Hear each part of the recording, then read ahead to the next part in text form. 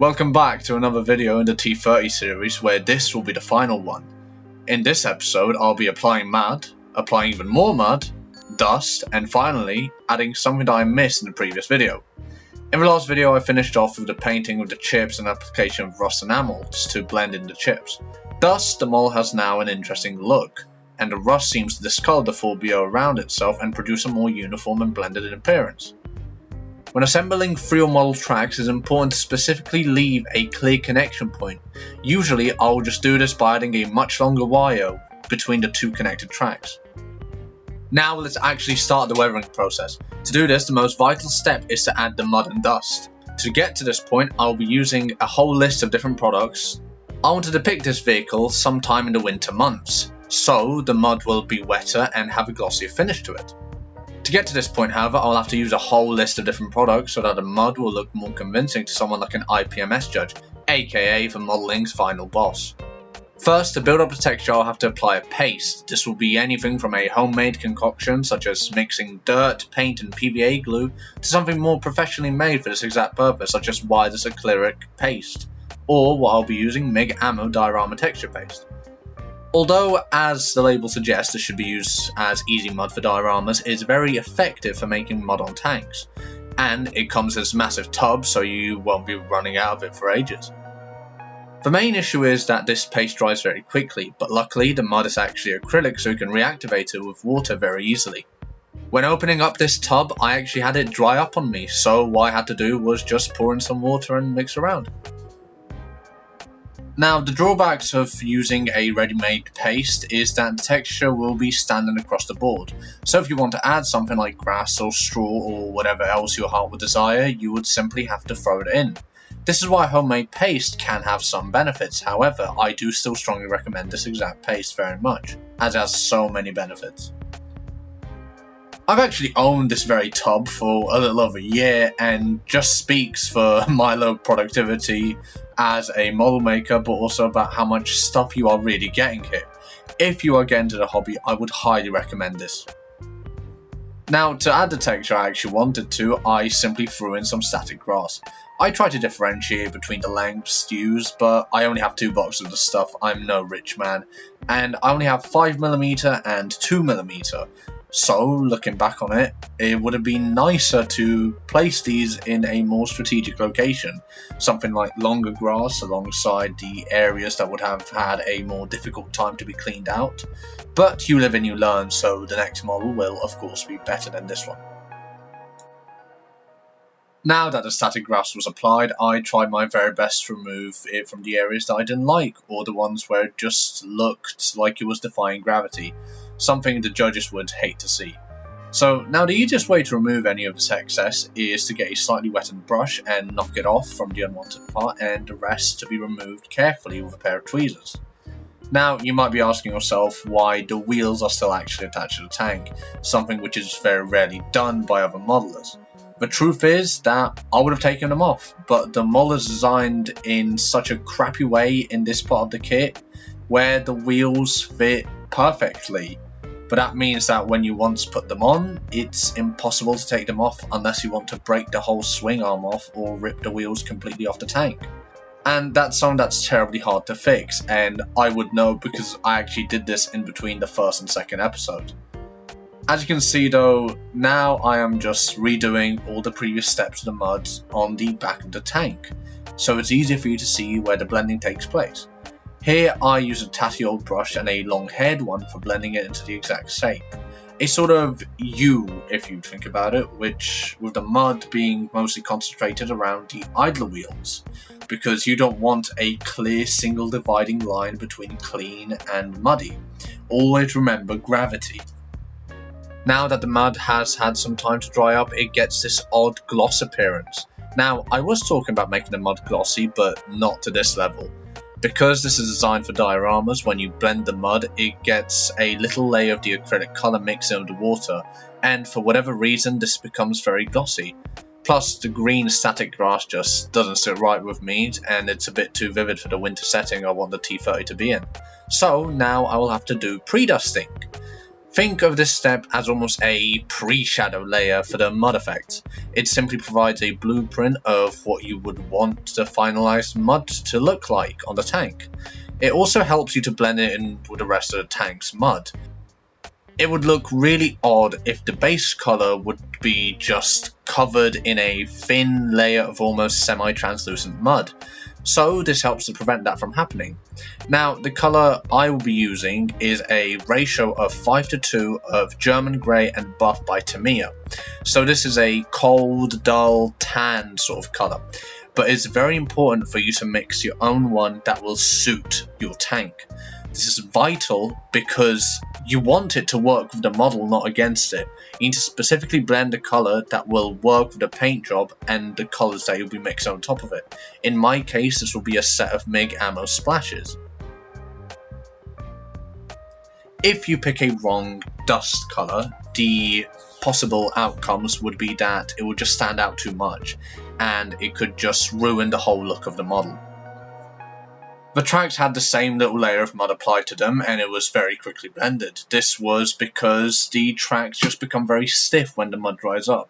But this is actually not the worst thing ever, because you can mold them into your desired shape, give it a sag or whatnot that you would want on the tank.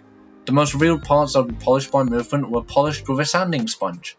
Now, for the audio to catch up to the video, I need to talk about the MIG Ammo Splashes colours that I'll be using for the rest of the mod effects. This is Dry Step and Loose Ground. The Dry Step has this strange ochre colour to it, so applying it to the model makes it look odd, to say the least. But don't worry, because when it dries out, it dulls down by quite a bit. And it contrasts beautifully with the Loose Ground. Now, I blend these wet because this allows for the two colours to mix and make a gradient naturally between the lighter and darker tones of mud. Basically, it just does the work for you. Now, blending these effects is quite easy. Get a brush dampened with white spirit and do the same thing as we did in the previous episode of oils. Pull the colours down in the direction of gravity to show it drying up as it's falling off. Now, using the exact same splash effects, it's time to use them for what they were made for, and that is, well, splashes. So these splashes are very easy to do. Get a long head brush and just speckle the product onto the model. Here I'm using an old airbrush needle to aid me in this, but then just remove the excess that you don't like with white spirit. Splashes provide a sort of uniqueness to the model because it blends in the top and bottom layer of the mud, the light and the dark. I continue to use the splashes on the tracks, but here I only use the lighter colour. This is because I don't want for the tracks to look identical to the lower hull. There needs to be some differentiation between the two to create more of a visual interest. This is why I'm only using Dry Step to create the first layer of mud. This will then be covered with a specifically placed layer of dark loose ground. Because the tracks are constantly moving, the deepest crevices would likely collect the most mud. In my mind, this would be directly down the centre of the tracks where the pits for the sprocket teeth are. I know that this might not be the most accurate to how it is in reality, but models are up for artistic interpretation. To blend the dark mud in, simply dampen a brush and, as per usual, use white spirit. This is not a very complex process, but honestly just one of the most important ones to bring the whole model together. Now, the only thing left on the model is to finish up any missed details. Like I said in a previous video, I would have started with the exhaust now, but I kind of forgot to do that. But now, before we get to the exhaust, first let's apply a gloss varnish onto the headlights to create an artificial glass effect. This is quite a nice effect that just provides a little more realism to the model, and it's very easy to apply. Just get a bottle of enamel gloss, or what I'm using is wet effect, and flood the surface to glass it. Just make sure to, under the glass layer, provide a good enough colour. Here I'm using a dark grey mixture, same as for the rubber cladding on the wheels, but you could very easily use silver and get away with it. Now, to finally get onto the last part of the model, I will actually be painting the rusty exhaust. Now, to get a good looking exhaust, you must use a set of rust washers or rust pigments.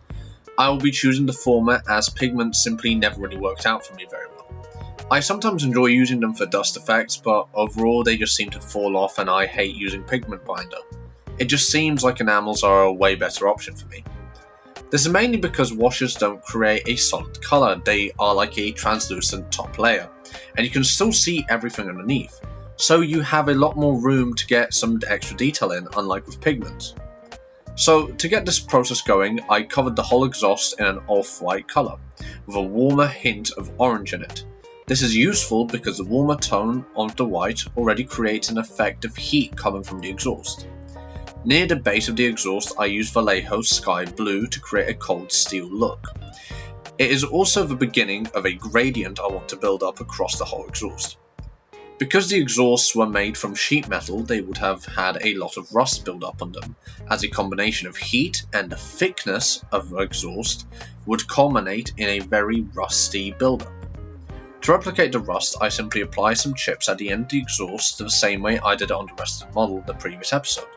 Now, the two rust washes that will be used will be Streaking Rust, which is the exact same one I used for blending in the chips across the whole tank, and Light Rust, which will create the effect of fresh and old rust.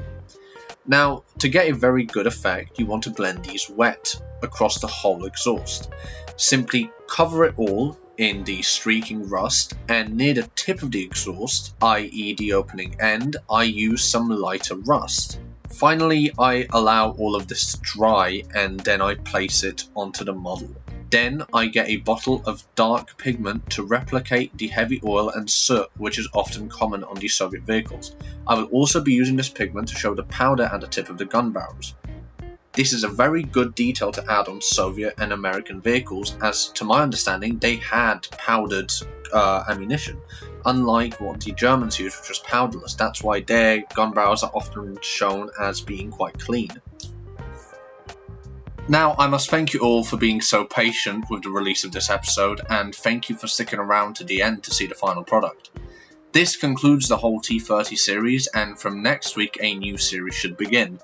It is likely that next week's episode will be a larger project, more in the sense of YouTube than the sense of its sheer size as a model. Also, I would like to apologise for my voice potentially sounding a little strange across the video, as I recorded this audio right after coming back from a Sabaton concert in London. It was a great experience, but my voice did kind of become coarse as a result. Hopefully this wasn't a major issue. Now, as per usual with these types of YouTube video, I would ask you to like and subscribe if you think you would enjoy this type of content. Aside from that, I hope you enjoyed this final slideshow of model photos, and I hope to see you next week. Happy model building!